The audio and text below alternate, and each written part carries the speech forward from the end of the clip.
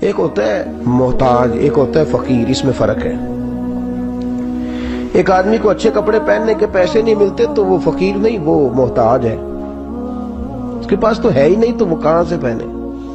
لیکن ایک آدمی کے پاس لاکھوں کروڑوں روپیہ پڑا ہے لیکن وہ بھی سادہ سا لباس پہننا پسند کرتا ہے تو یہ فقیر ہے، یہ درویش ہے۔ کنجوس اور درویش میں بھی فرق ہوتا ہے۔ ایک آدمی اس کا پیسے لگانے کو دل ہی نہیں چاہتا، خرچ ہی نہیں کرنا چاہتا، وہ بخیل ہے، کنجوس ہے۔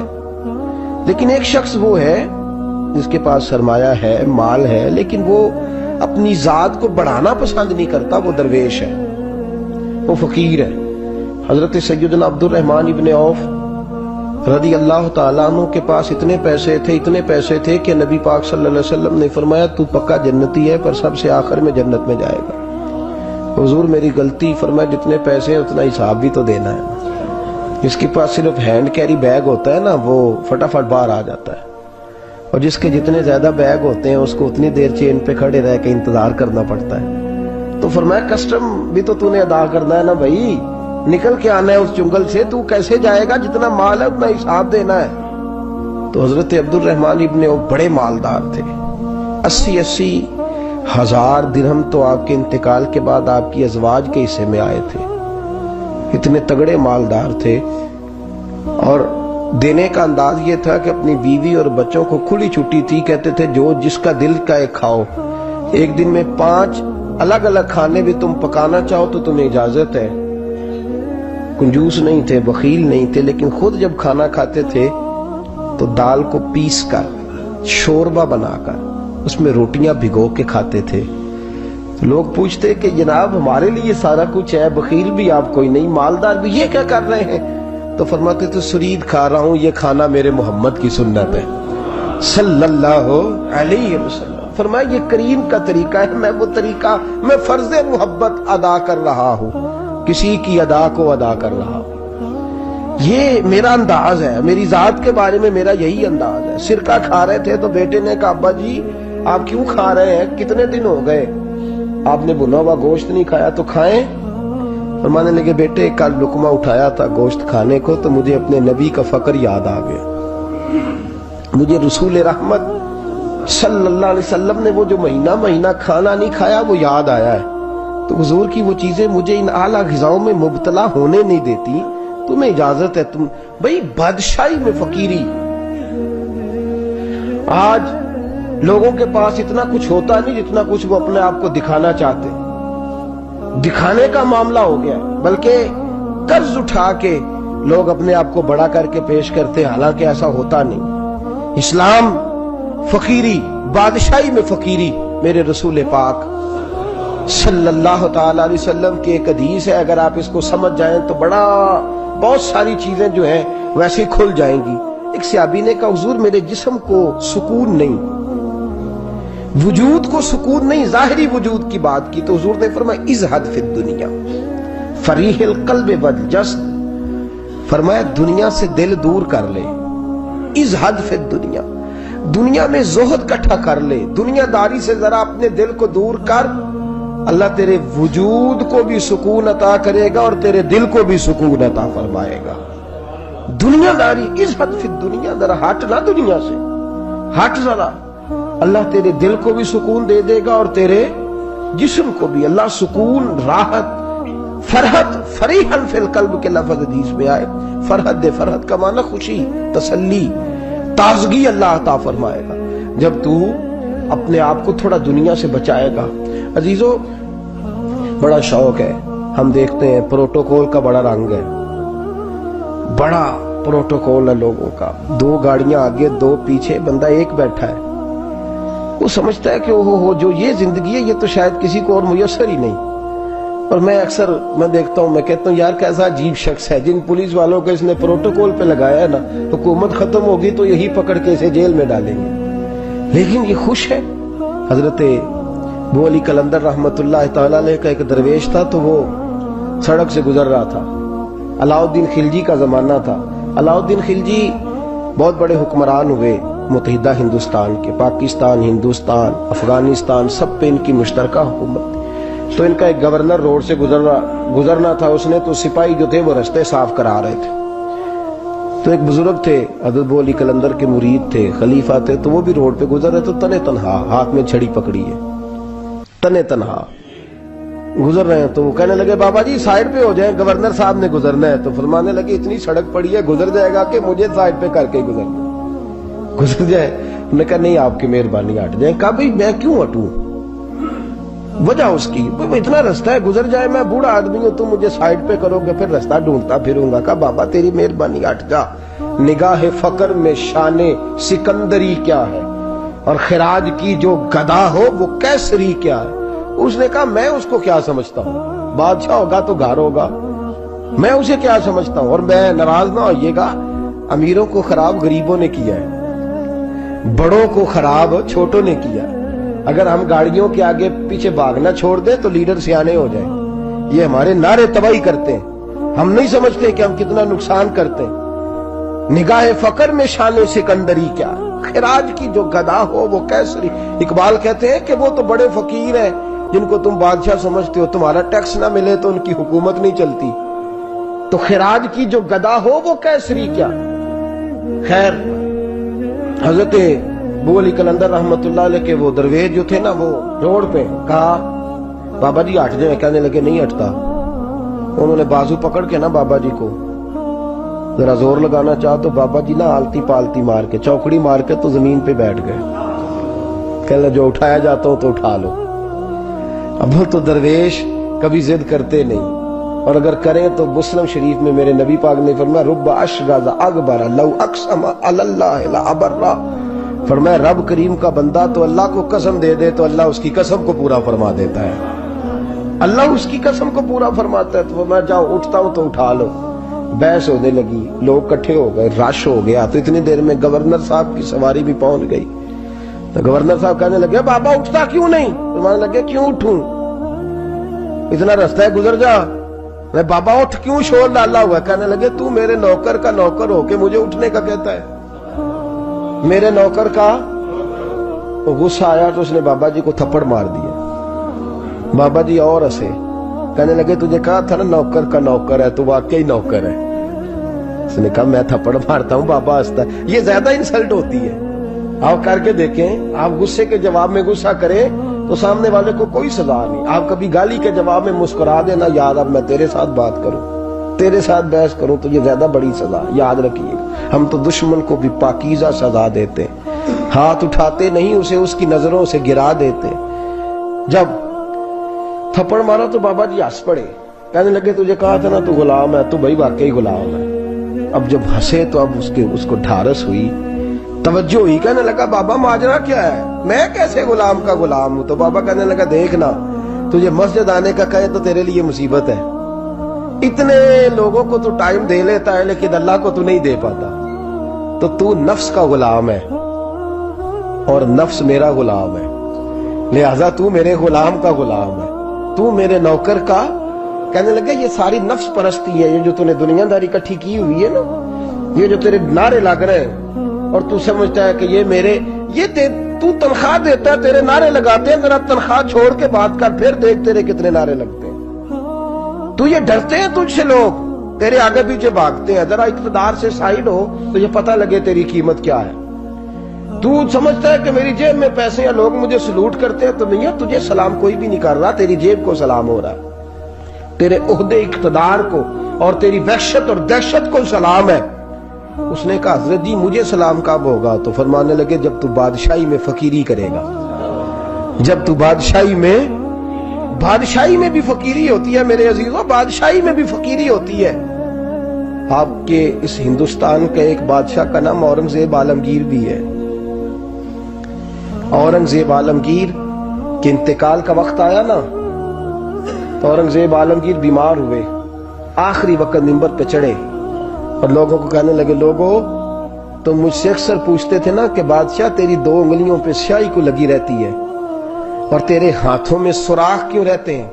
اورنگزیب عالمگیر، یہ میں آپ کو فرشتوں کی کہانی نہیں سنا رہا، اس دنیا میں، اس دور میں، اس دھرتی پر بسنے والے لوگوں کی کل کی بات سنا رہا ہوں۔ اس ہندوستان میں ہندوؤں کے ملک پر حکومت کرنے والے ایک مسلمان دیانتدار بادشاہ کی بات سنو.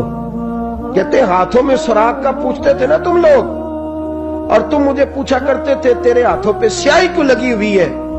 اورنگزیب عالمگیر متحدہ ہندوستان کا مطلق العنان بادشاہ کہنے لگا میرے انتقال کا وقت آ گیا ہے.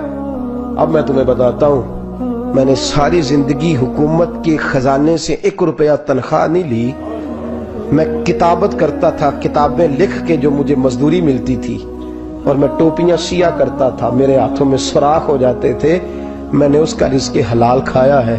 اور فرمایا 50 روپے فلاں جگہ میں نے رکھ دیے ہیں, میں مر جاؤں تو اس کا مجھے کفن دے دینا, اور لوگوں کو بتانا کہ وہ ہندوؤں میرے رسول پاک صلی اللہ علیہ وسلم نے جس طرح مجھے کہا تھا میں نے اس طرح حکومت کی. وہ خطبہ پڑھ رہے تھے, اورنگزیب خطبہ پڑھ رہے تھے, اور گلیوں میں کھڑے ہندو کلمہ پڑھ پڑھ کے مسلمان ہو رہے تھے. میرے دوست یہ بادشاہی میں فقیری. ہمارے پاس تو پیسے آتے ہیں تو ڈرائیور کی ذمہ داری ہے, یہ بھی پروٹوکول ہے. ڈرائیور نے گاڑی بھی چلانی ہے اور صاحب کا دروازہ بھی کھولنا ہے. اس نے اندر بیٹھیں گے تو دروازہ بھی ڈرائیور صاحب نے. نفس پرستی ہے, جتنا مرضی آگے لے جاؤ, اتنا مرضی. یہ کوئی بادشاہی, یہ کوئی آپ کا بڑا پن نہیں ہے. وہ تنخواہ لیتا ہے, مجبور ہے, کیا کرے. ہو سکتا ہے کل کو اس کے پاس پیسے آئیں تو بدلہ لینے کے لیے آپ کو ہی بلا لے کہ چل میرا دروازہ کھول. وہ محبت کے ساتھ, عقیدت کے ساتھ تھوڑی ایسے کر رہا ہے. ہم ذرا مال آتا ہے تو ہم بڑے بن جاتے ہیں. جو بڑے تھے وہ حضرت مولا کائنات شیر خدا علی المرتضیٰ رضی اللہ تعالیٰ عنہ فرماتے ہیں میں نے حضور کی بارگاہ میں عرض کی یا رسول اللہ کو نصیحت ہی کر دیں حضور مجھے کوئی. تو حضور نے فرمایا علی جو دنیا میں پروٹوکول لیتا ہے آخرت میں رسوا ہو جاتا ہے. جو دنیا میں دنیا داری دبدبے تنتنے کی خواہش کرتا ہے, خواہش کرت. ملا رومی رحمت اللہ علیہ نے بڑا عجیب جملہ لکھا ہے. ملا رومی کہتے ہیں ہمارے پاس فرعون جتنے پیسے نہیں, نمرود جتنی دولت نہیں, ورنہ کئی لوگوں کا خدا بننے کو دل کرتا ہے. معاذ اللہ تعالیٰ. وہ کہتے ہیں کئی لوگوں کا دل کرتا ہے کہ لوگ ہمیں سجدہ کریں, لیکن فرعون اور نمرود جتنی طاقت دولت نہیں, ورنہ لوگ کرائیں. معاذ اللہ تعالیٰ. خواہشات نفس اتنی بڑھ گئی ہیں. اچھا لگتا ہے, اچھا لگتا ہے. ہمارے لیڈران کہتے ہیں 2-4 بندے ہلکے میں مرے نہ تو الیکشن کا مزہ ہی نہیں. معاذ اللہ تعالیٰ یہ ہمارا حال ہو گیا. ہم نعرہ بازی کی قائل قوم ہیں, ہم نعروں پہ زندہ رہنے والے نفس پرست بنتے جا رہے ہیں. شیر خدا رضی اللہ تعالیٰ عنہ فرماتے ہیں رسول کریم نے فرمایا جو یہاں عزتیں ڈھونڈتا ہے, یہاں خواہش کرتا ہے نعروں کی, پروٹوکول کی, آخرت میں رسوا کر دیا جاتا ہے. اور فرمایا جو یہاں جھک جاتا ہے اللہ قیامت میں اسے عزتیں عطا فرما دے گا. یہ حضور نے نصیحت فرمائی. حضرت عمر بن عبدالعزیز. زمانہ ڈرتا تھا, بڑا نام ہے. فقیری اور چیز ہے, درویشی.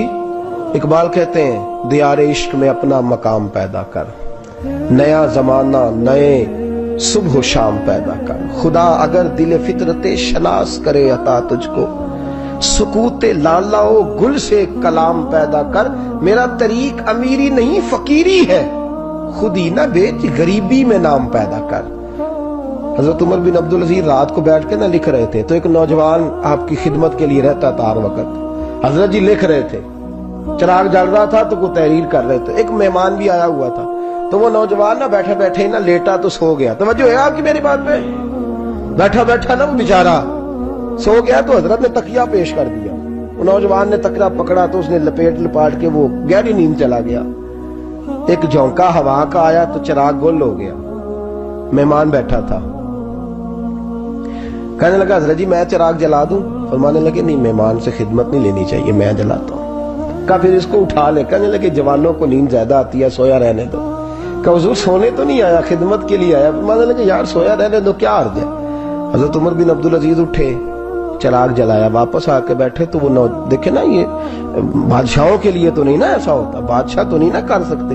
یہاں تو تھوڑا سا جس کے پاس پیسہ آ جائے وہ کہتا ہے کہ تو نوکر میرے منہ میں کبھی لقمہ بھی ڈال دے تو پھر ہی ہے, میں اس کا مجھ سے تنخواہ لیتا ہے اور اب یہ اتنا کام بھی نہیں کر سکتا. ہر کام ہم کرانا پسند کرتے ہیں. کہا حضرت عمر بن عبدالعزیز سے کہنے لگا حضور عجیب آپ بادشاہ ہیں, آپ نے غلام کو جگایا ہی نہیں. حضرت عمر نے کیا, حضرت عمر بن عبدالعزیز نے جو قانون پیش کیا بڑا زبردست ہے. فرمانے لگے کم تو انا عمر بن عبدالعزیز رجعت अना उमर बिन अब्दुल अजीज। फरमाने लगे क्या हो गया है? मैं जब चिराग जलाने गया था तो फिर भी उमर बिन अब्दुल अजीज ही था, और वापस आया हूं तो फिर भी उमर बिन अब्दुल, मैं तब्दील।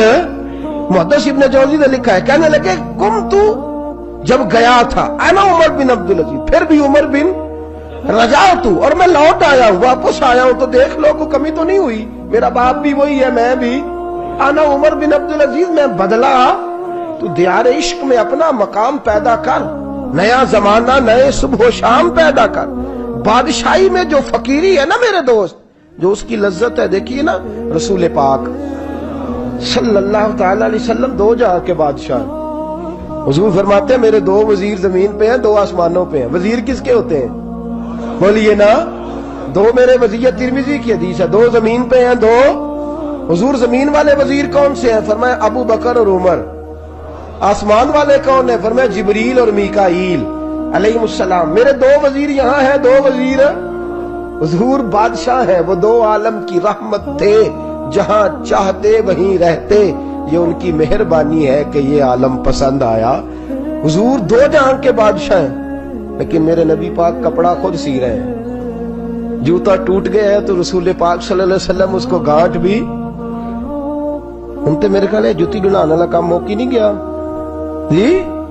मेरा नहीं ख्याल कि अब कोई 10,000 जो तनख्वाह लेता है वो भी जूता गांठता हो। नहीं, आप ही की गंढना, किसी को भी नहीं गंढाईदा।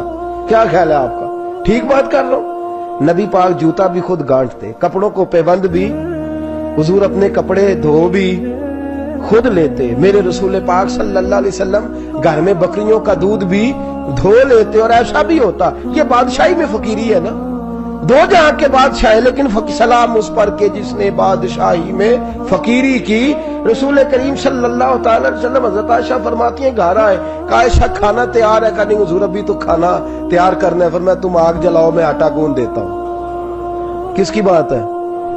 नहीं लड़ना चाहिए, रखना चाहिए, तुझी मंगया दे हाँ पैसे मेरे को पहली दे, मैं डंडे नहीं मारने। मैं आया तो पता नहीं मैं किड्डी बला दा नाम है, तुसा टुक्कर ही नहीं पकाया। वो मैं आ गया घर, तुम पता ही नहीं लगा, मैं ही आ गया घर। अल्लाह खैर कर, भाई हिटलर ना बनो, हर जगह हिटलर ना बनो। उसने सलूक जिंदगी का हिस्सा है, पाकीज़गी जिंदगी का हिस्सा है। मेरे रसूल करीम सल्लल्लाहु अलैहि वसल्लम, उमर फारूक रज़ी अल्लाह तआला अन्हु फरमाते, मैं गया नबी करीम से मिलने तो मोटे बान की चारपाई, हम उसे असी मुंज दी मंजी आंदे सानू, मोटे बान की चारपाई। मिशकात की हदीस है, हजरत उमर फरमाते मैं सख्त दिल वाला शख्स था, हुजूर से मिलने गया तो नबी पाक आराम कर रहे थे चारपाई, मैं जाके करीब जमीन पे बैठ गया। हुजूर ने आहट सुनी तो हुजूर उठे। फरमाते हैं जब नबी पाक उठ के बैठे तो हुजूर के वजूद पर मैंने बान के निशान देखे। कहते मैं रो पड़ा, सख्त दिल था पर रो पड़ा। मैंने कहा हुजूर कैसे रो, किस तरह मौजें करें और आप इस बान की चारपाई पे? तो मेरे करीम रसूल ने फरमाया उमर तुझे अच्छा नहीं लगता, जितनी मौज करनी है दुनिया में कर ले, आखिरत में जलील हो जाए। फरमाया उनको करने दे मौज, वो तो जलील होने के लिए कर रहे हैं, और मैंने इस दुनिया से क्या लेना है, थोड़ा सा वक्त गुजारने के लिए आया हूँ। यहाँ के बंद होंगी, वहां मेरा रब सारी इज्जतें मुझे ही अता फरमा देगा। इस हद फिद दुनिया फरीह कल्ब वल जस्द। मेरे अजीजों, ये फकीरी मेरे नबी पाक सल्लल्लाहु अलैहि वसल्लम, दरवेशी मेरे रसूल पाक की। हजरत बिलाल हबशी को हुजूर ने सवेरे सवेरे बुलाया और बुला के फरमाया बिलाल रात तूने मेरे बिस्तर पे कपड़ा डबल करके बिछा दिया था, डबल करके बिस्तर बिछा दिया था तूने। या रसूल अल्लाह क्या हुआ? फरमाया नींद तो मुझे बड़ी आई है पर मेरे नफल कुछ रह गए, आज के बाद डबल करके ना बिस्तरा बिछाना, सिंगल ही बिछाना, उस पे जरा करवटें बदलता रहता हूं तो आंख जल्दी खुल जाती है। मेरे दोस्तों आशा कहां लोग यकीन करें ना, गर्मियों में सवेरे उठते हैं ना सर्दियों में उठते हैं। गर्मी में एसी नहीं उठने देता और सर्दी में बिस्तर नहीं जान छोड़ता, उठते ही नहीं हम, बल्कि बाकी के मामलात भी हमारे इसी परेशानी का शिकार है। सुनो और याद रखो, मेरे रसूल करीम सल्लल्लाहु अलैहि वसल्लम ने बादशाही में फकीरी सिखाई, बादशाही में फकीरी मेरे रसूल करीम सल्लल्लाहु अलैहि वसल्लम ने बादशाही में फकीरी सिखाई। हजरत सैयदना सलमान फारसी को हजरत उमर फारूक रज़ी अल्लाह ताला ने बुलाया तो कहा मेरा दिल करता है आपको मैं मदायन का गवर्नर बना दूं। हजरत सलमान फारसी बड़े तगड़े قبیلے سے تعلق رکھتے تھے، بکتے بکاتے مدینے میں آ کے بکے، پھر نگاہ مصطفیٰ میں بک گئے صلی اللہ علیہ وسلم۔ بڑے تگڑے قبیلے سے تعلق تھا۔ یا حضرت عمر نے فرمایا میں آپ کو گورنر کا، جی جیسے آپ کا حکم ہے، امیر کی بات ماننا، گورنر بن گئے۔ اور گورنر صاحب کرتے کیا ہے؟ گورنر صاحب کا حال یہ کہ گورنر صاحب نے وہی پھٹے پرانے سادے سے کپڑے پہنے اور ایک ہاتھ میں چھڑی پکڑی ہے، کبھی ادھر گھومتے ہیں کبھی ادھر، مدائن کی گلیوں میں گورنر صاحب گھوم رہے ہیں۔ اللہ اکبر۔ جہاں سواریاں اترتی تھی نا شہر کی، لوگ جو کرایہ لے کے گھوڑوں پہ سوار کرتے تھے، جہاں وہ لا کے اتارتے تھے، وہاں ایک شخص اترا، مہمان آیا کسی کے گھر میں مدائن۔ وہ شخص مہمان آیا تو اس کے بعد بڑے بڑے بکسے تھے، اس نے حضرت سلمان فارسی کو گھومتے دیکھا، کہنے لگے او غلام ادھر آئے نا، او بولیے او غلام ادھر آ۔ حضرت سلمان فارسی کہنے لگے جی جناب۔ کہنے لگے میرا سامان اٹھا اور فلاں گھر میں نے جانا چھوڑ کے آ۔ جرت تو کرے کوئی جرت تو کرے کونسلر صاحب کو بھی آواز دینے کی، طاقت تو کرے کوئی، ایک معمولی سپاہی کو بھی کہنے کی جو نہ سب انسپیکٹر ہے نہ وہ کسی عہدے پہ فائل ہے، صرف ایک سادہ قوم کا وہ پیر، اس کو کہہ کے تو ادھر آؤ غلام۔ بھائی گورنر کوئی کہہ دیا، گورنر صاحب نے سر کے اوپر بکسا اٹھایا ہے اور گلیوں میں گزر رہے، کہتے ہیں بھائی غلام کو رستہ دے دو، ذرا سامان وزنی ہے، ذرا غلام کو رستہ دے دو، سامان وزنی ہے، پیچھے ہٹ جاؤ، ذرا رستہ دے دو۔ شہر میں داخل ہوئے تو لوگ دوڑے آئے، کہا حضور ہمیں دے دیں۔ فرمایا نہیں، اس نے مجھے کہا ہے غلام اٹھا۔ وہ شخص شرمندہ ہو گیا، کہنے لگا حضور مجھے کب خبر تھی کہ آپ گورنر ہیں، غلطی ہو گئی، میں غلام کہہ بیٹھا۔ حضرت سلمان فارسی رو پڑے، فرمانے لگے تو میرا محسن ہے، تو نے تو مجھے میری اوقات یاد کرا دی ہے، میں غلام ہوں، میں کھجوریں بیچا کرتا تھا، میں مدینے میں نوکری کرتا تھا، تو نے اچھا کیا ہے۔ فرمایا نا تو میرا محسن ہے، تو نے مجھے یاد کرا دیا، میں کیا نا اب میں ہی لے کے چلوں گا۔ رستے میں جا رہے ایک شخص دوڑا آیا، کہنے لگا حضور وزنی بڑا ہے مجھے دے دیں، یہ بادشاہ ہے، فقیری ہو رہی ہے، حضور وزنی بڑا ہے مجھے دے دے، میں اٹھا لیتا ہوں۔ تو حضرت سلمان فارسی فرمانے لگے پہلے وعدہ کر قیامت کے دن میرے گناہوں کا بوجھ اٹھا لے گا، وعدہ کر، تو کہے گا اللہ کے حضور کے یا اللہ سلمان کے جو پاپ ہے ان کا بوجھ میں اٹھاتا ہوں۔ کہنے لگا حضور میں تو اپنا نہیں اٹھا سکتا۔ فرمایا پیچھے ہٹ جاؤ، اگر وہاں میرا کوئی بوجھ نہیں اٹھا سکتا تو یہاں بھی کوئی نہ اٹھائے۔ حضرت سلمان فارسی رضی اللہ تعالیٰ عنہ گورنر ہے صوبے کے۔ میرے دوست ہماری یہ جو جھوٹی انا ہے نا، لوگ میرا استقبال کرے، مجھے اٹھ کے ملے، مجھے پروٹوکول دے، میرا نام جپے، میں ہوتی رہے ہر جگہ، بس مجھے ہی لوگ جانے۔ اور میرے عزیز اس دھندے سے باہر آ، نفس پرستی کی اس جنگ سے نکل آ، اپنے مزاج کی اس قلت سے نکل آ، اپنے آپ کو جو بات نہیں بھی آتی ہوتی اس میں بھی ہم دخل دے کے اپنا کوئی نہ کوئی پیغام اور جملہ ضرور بیان کرنا چاہتے ہیں۔ بھئی ہمارا بھی نام لکھ لو، ہم بھی شامل ہیں، ہمیں بھی پتہ ہے اس گورکھ دھندے کا کچھ نہ کچھ، ہمیں بھی شامل کر لو۔ یہ نفس پرستی کی جنگ ہے، اس سے نکلو۔ اگر رب کریم نے بادشاہی دی ہے تو اس میں فقیری کرو، کبھی کبھی اپنے کپڑے خود استری کر لینے چاہیے، نہیں نہ بولے آپ لوگ، مشکل کام بتا دیا نا میں نے۔ کس کے کپڑے استری کرنے کو کہا ہے جی؟ اللہ خیر کرے، میں کیا رہے، میں تو ماڑے دی گل کر چھڑی، بولے نہیں نا آپ لوگ۔ کبھی کبھی اپنے کپڑے خود استری، کبھی کبھی اپنے جوتے خود پالش کر، کچھ نہیں فرق ہوتا، اس سے آپ کا نفس کچلا جائے گا۔ کبھی کبھی نا، کبھی کبھی باوجود موٹر سائیکل اور گاڑی کی موجودگی میں پیدل سفر کر لینا چاہیے، کچھ نہیں فرق ہوتا۔ کبھی کبھی کوئی آدھا کلو چینی پکڑ کے دکان سے خود اپنے، کوئی نہیں کہنے لگا کہ غریب ہو گئے ہیں، خود ہی انہیں آدھا کلو کھانڈل، کہنے دو کو کہتا ہے، کچھ نہ کچھ اپنے نفس پہ بوجھ ڈالیں۔ بھئی کبھی کبھی آپ بھی، کبھی جو آپ کا ملازم ہے نا گھر میں، اس کو بٹھا کے کہا کریں بیٹھ یار میرا دل کرتا ہے میں تمہیں چائے بنا کے دوں۔ کبھی کہا کریں گھر والوں کو بیٹھو آج میں تمہیں کھانا گرم کر کے دے دیتا ہوں، کچھ فرق نہیں آنے لگا، عزت شان میں کوئی کمی نہیں آنے لگی۔ کبھی کبھی یہ کام، وہ جو گھومنے والی کرسی رکھی ہوئی ہے نا جس پہ بیٹھ کے ہم حساب کرتے ہیں، کبھی کبھی اس پہ کسی غریب کو بھی بٹھا کے دیکھیں، کچھ نہیں فرق آنے لگا۔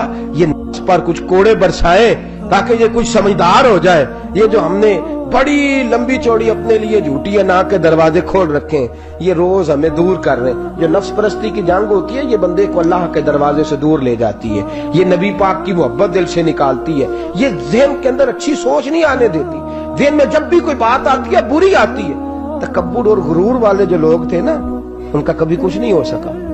جس نے کہا ہے مجھے چودھری صاحب کو، وہ بیچارہ اسی چکر میں رہا ہے، और लोग आगे गुजर गए हैं। जिसने कहा मुझे सेठ साहब को वो इसी गड़बड़ में रहा है और लोग आगे बीत गए हैं। दुनिया में कोई पेशा बुरा नहीं।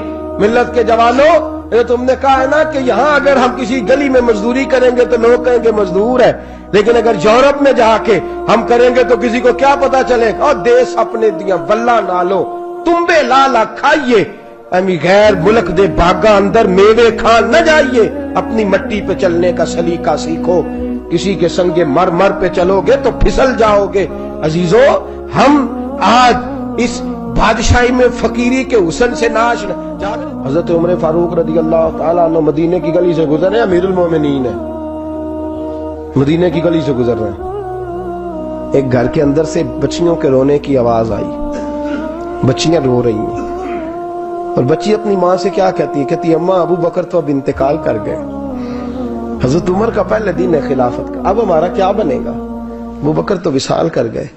हजरत उमर फारूक रदी अल्लाह ताला अन्हु ने रोने की आवाज सुनी, दरवाजे पे दस्तक दी। कहा बेटो क्या बात है?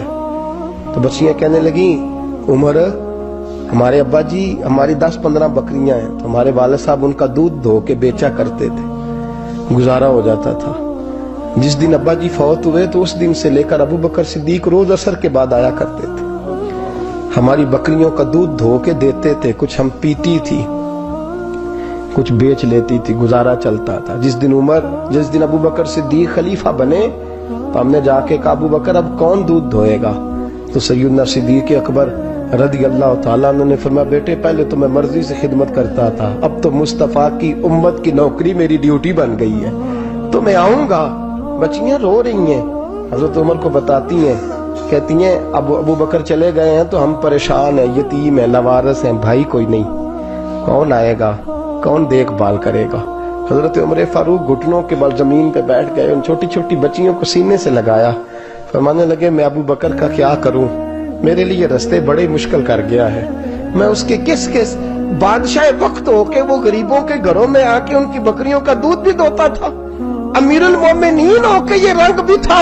पर मैं बेटियों फिक्र न करना, जब तक उमर जिंदा रहेगा, उमर आता रहेगा, ये नौकरी करता रहेगा।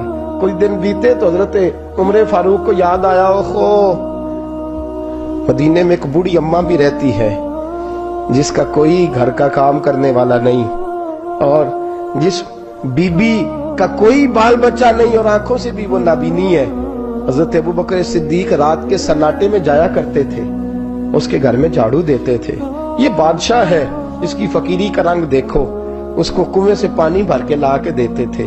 और ये लफ्ज आप सुनेंगे तो हैरान हो जाएंगे। उस बूढ़ी अम्मा के लिए ना एक कोने में घर में दूर बार शेर में एक जगह खोद दी थी जहां वो बीबी पखाना और पेशाब करती थी। अमीरुल मोमिनीन हजरत अबू बकर सिद्दीक रात को जाते थे और उसका वो पखाना वहां से उठा के बाहर फेंक के आया करते थे। उस औरत ने पैगाम भेजा कि उमर से कहो मेरी भी ड्यूटियां तूने ही सर अंजाम देनी है।